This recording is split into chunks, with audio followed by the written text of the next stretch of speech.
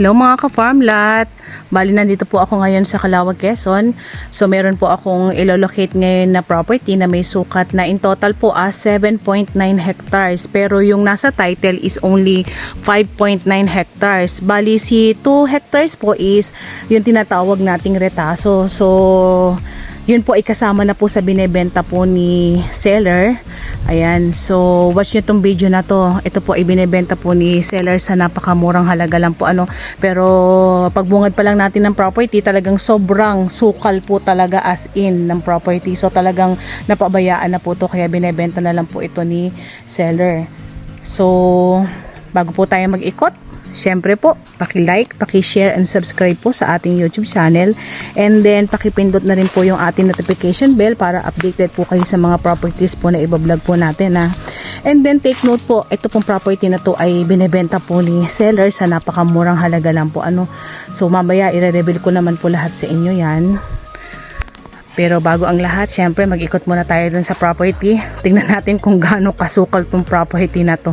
As in talagang jungle to Binibigay ko sa inyo yung reality, as in jungle na yung property. So ayan po, iikot tayo ng property. So by the way, it's me again, Olive, dito po sa Greenfield Realty. So ano pa hinihintay natin? Let's go!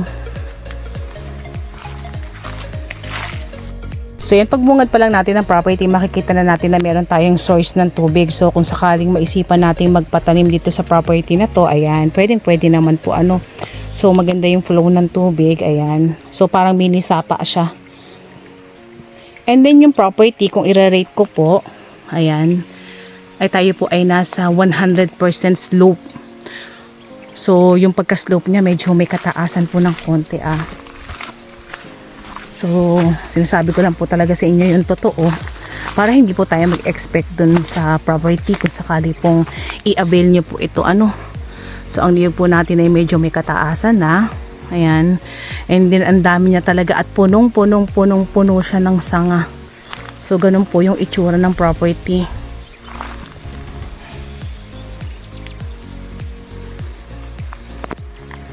So dito na po ako nagsimulang mag-vlog sa may pinakaloob. Pero mamaya i-explain ko pa rin naman sa inyo yung pinaka-road nito. Lalabas tayo.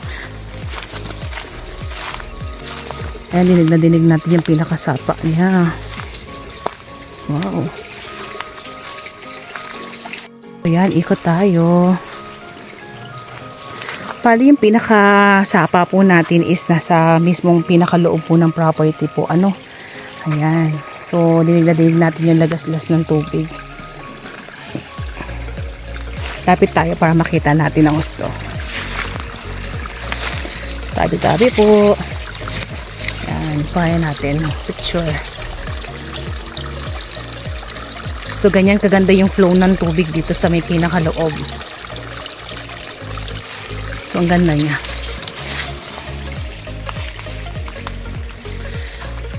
So meron po tayo ditong nasa 1,600 na kapuno ng niyog. Nakiklearingin na po So po pwede na pong ipaklearing. Medyo may kataasan na po siya. Pero bukod po doon, meron po tayong mga niyog na bagong tubo lang o yung kasalukuyan pa lang siyang lumalaki kumbaga. So ayan po yun. So hindi po yan kasama sa 1,600 na niyog na yun nga po may mga kataasan na po So may mga bagong tanim ayan.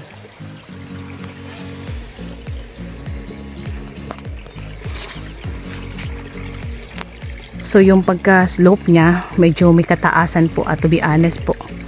Pero dito sa nilalakaran ko, almost kapantayan naman siya. So hindi ko talaga ma-rate ng ayos kasi nga po ay hindi ko naman siya maiikot in total at napakalaki ng 7.9 hectares. Dagdag pa yung sobrang sukal niya.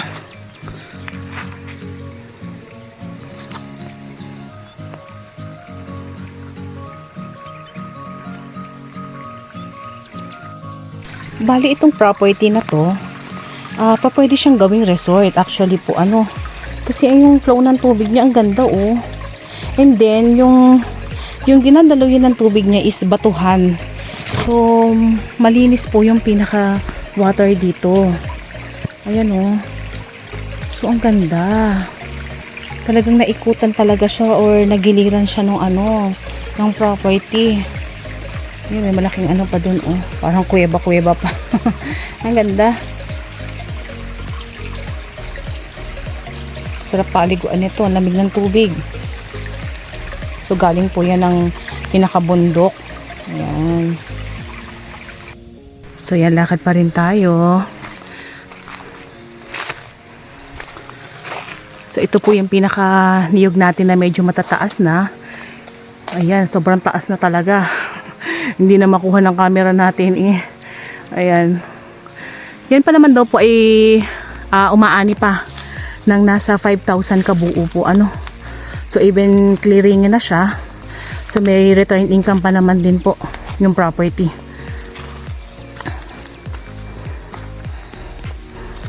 So lakad tayo. Yan, dito na naman tayo sa kakahuyan.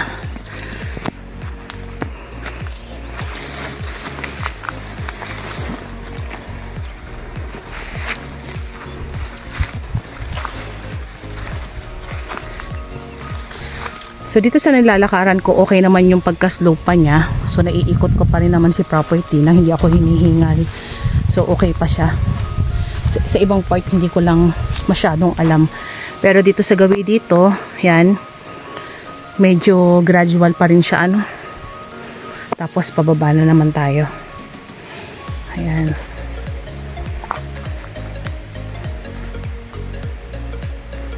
So hindi natin makita yung kagandahan ng property kasi sobrang sukal talaga.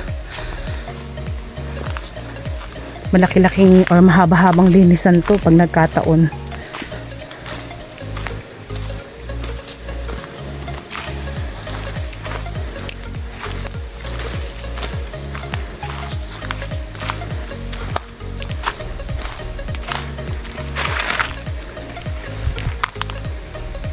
Wow, ang tataas ng niyog.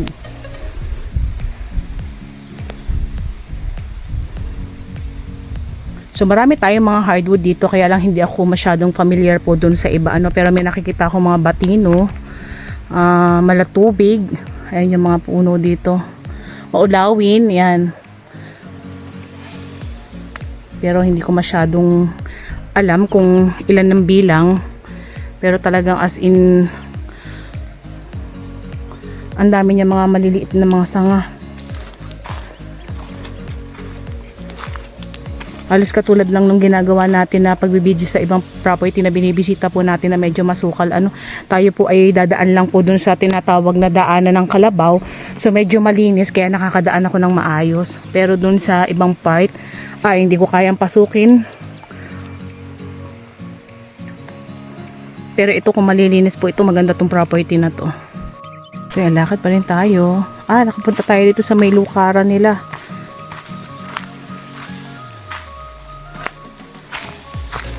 So ito yung pinaglulutuan nila ng niyog dito.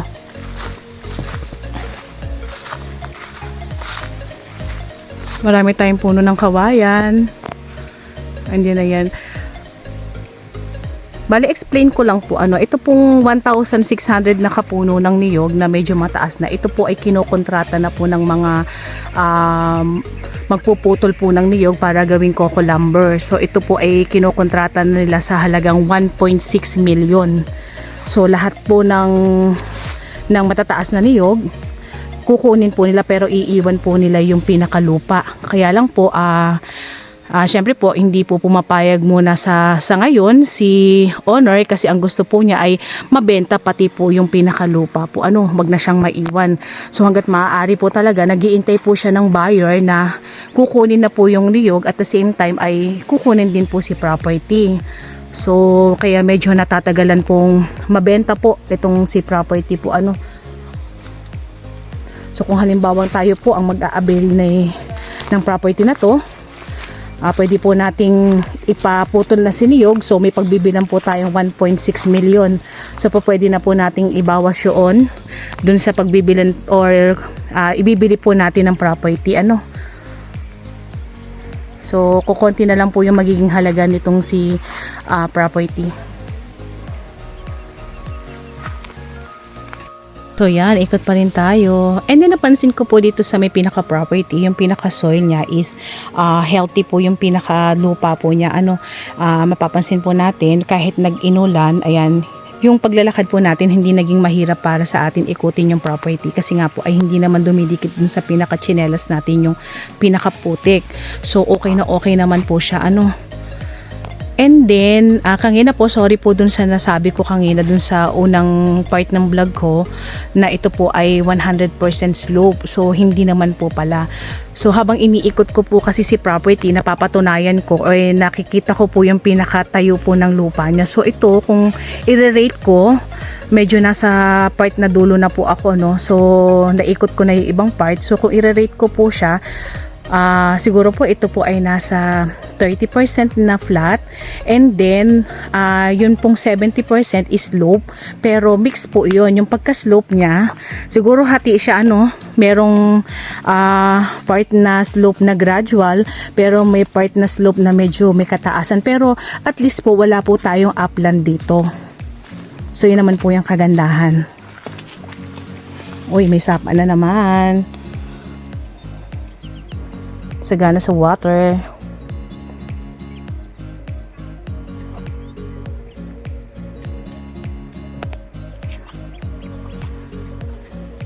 So yan, magubat pa rin. Pero kagandahan nito, ayan na, may mga bagong sibol na rin na niyog dito sa part na to. So may pamalit na po tayo doon sa mga makiklearing kung sakali po Ganda ng flow ng tubig.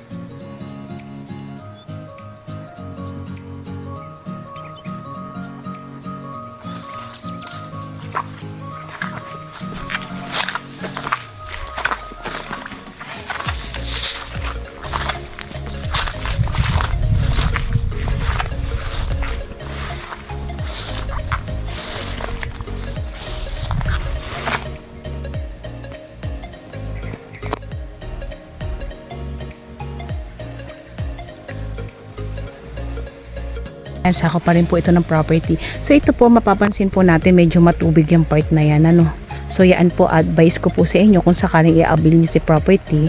Yan pa pwede po natin gawing fish pond yan. So hindi tayo mamumblema sa source ng tubig.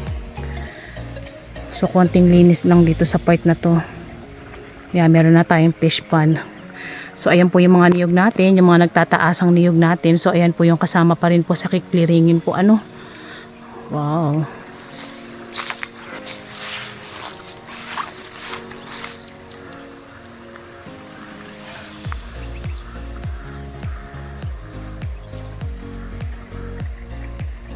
So yan, kasali pa po tong part na to. Bali ito po yung part pa na flat.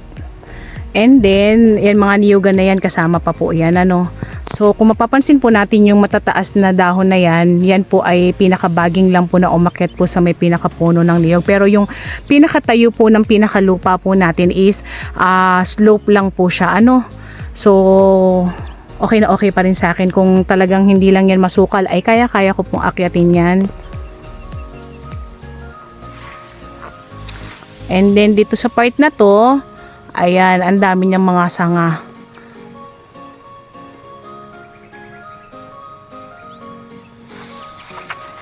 So lakad pa din tayo. Medyo mainit na yung paglalakad natin.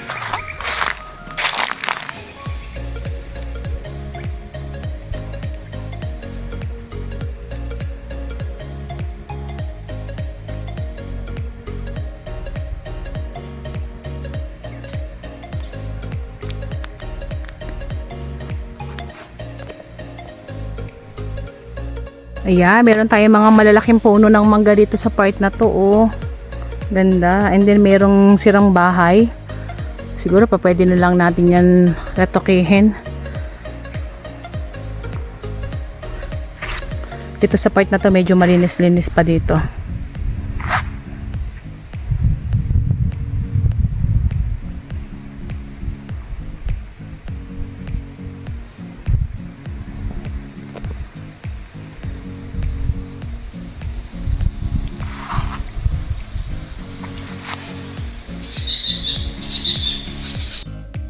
Kasi medyo gumaganda-ganda na yung view nung property. Dito medyo malinis na to.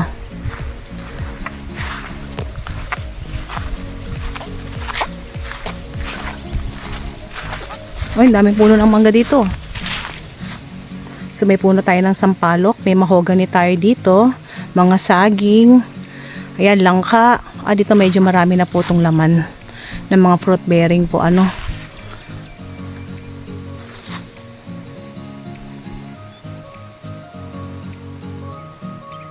So yung pinaka-road po na dinaanan po namin papunta dito sa property, kung tayo po ay manggagaling po dun sa pinaka-road sa Mahardika Highway kung saan may daan na papuntang Gumaka to Tagkawayan or Tagkawayan to Gumaka, ayan, yun po ay tayo po ay nasa 35 kilometer para po makarating po tayo dito sa may pinaka-property po, ano.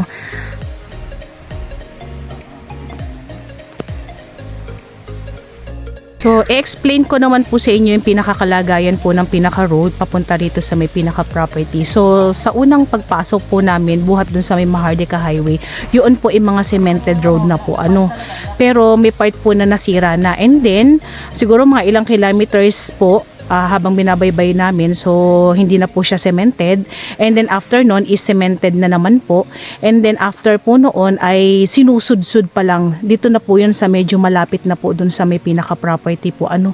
So yun po ay totally talaga hindi pa po siya na semento, as in sinudsud na lang po muna siya, and then makikita na po natin yung pinakalapad po ng pinakakalsada. So yun po parang hinawi na kumbaga yung mga bato-bato, so pinantay na po siya, so gagawin na po siyang pinaka-cemented road po, ano. So, yung pong pinaka-road natin, in total, talagang ongoing po, pero nakakagulat din po kasi every time po na magpupunta ako dito sa may pinaka lugar na to, napakalaki na po ng development po ng pinaka-road po dito, no. So, okay na po mag-avail ng property dito sa may Apoy Calawag.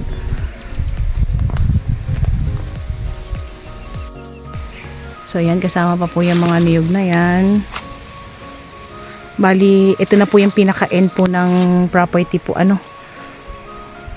So mamaya paglabas ko, i-explain ko naman po sa inyo yung about the road, yung barangay road po na pinasukan po namin papunta dito sa may pinaka-property. So mamaya, paglabas po namin, papakita ko po sa inyo yung pinaka-itsura ng pinaka-barangay road niya, and then explain ko po kung paano po kami nakarating dito sa mismong property. So sa ngayon po, lalabas muna po ako, ano, dahil ito na po yung pinaka-end niya. So, labas na muna tayo. So, yan po, bali nakalabas na po kami ng property po, ano. So, gaya po na na-promise ko, papakita ko po sa inyo yung pinaka-road. So, ayan po, yung pinaka-road po natin na nilakaran po namin ng mga nasa 10 minutes, ayan po, ano. So, ito po ay sinudsud na. Bali, yung pinaka-nasusudsud niya ay nasa may pinaka-unahan pa po ng school na yan. So kami po ay pinili namin maglakad, pero pasok na po yung pinaka-motor. Pero yan po ay dun sa may pinakaunahan niya, ayan po, sudsud na po siya, ano. So malawak na rin po or mahaba na rin yung nasusudsud. So dito sa may school na to, yan, dito po dadaan yung pinaka-national road patungo po doon sa may parting Dapdap. Ayan po, tatagusan po yan, ano. So ito po ay magiging ecotourism road. So ang mangyayari po sa property is matutuhog po siya ng kalsada. So yan po, patunay po dun sa may pinakaunahan, nasudsud na po siya. So naniniwala naman po kami na magiging ongoing po yung kalsada po dito, ano. So yung property po is katabi ng pinaka-school, and then ayan, may chapel dito, may pinaka barangay hall, ayan, and then andun na po yung pinaka-property kung saan kami pumasok po, ano. So ito po yung kagandahan nung pinaka-property na to. Ito pong road na to, itong daan na to is magiging national road po yan, ano. So yan po ay kagaya po ng nasabi ng mga taga rito, ito po ay ecotourism road po ang mangyayari po dito sa may pinaka-road. So papunta po yan dun sa may property yung pinasok natin. So ang mangyayari nga po, kagaya ng nasabi ko, matutuhog po siya ng pinaka-kalsada. So wala na po tayong problemahin sa budget, kasi po ang budget po nito ay nasa barangay na po. So yun nga po, ongoing naman po yung pinakakalsada niya. So okay naman po, ano. Pakaganda po nito pagka nag-invest po kayo dito sa farm lot na to. So yan po yung pinaka school. Ayan. So yan po, kung sakali po magustuhan nyo itong property na to, message nyo na po kami sa aming WhatsApp and Viber na mag-a-appear sa inyong mga screen. So ready na po kami for reservation po. Hindi na lang po namin pinasok yung motor namin, pero pasok naman po yung motor namin. Pero mas pinili po namin maglakad. So yan po. Thank you for watching. Uwian na.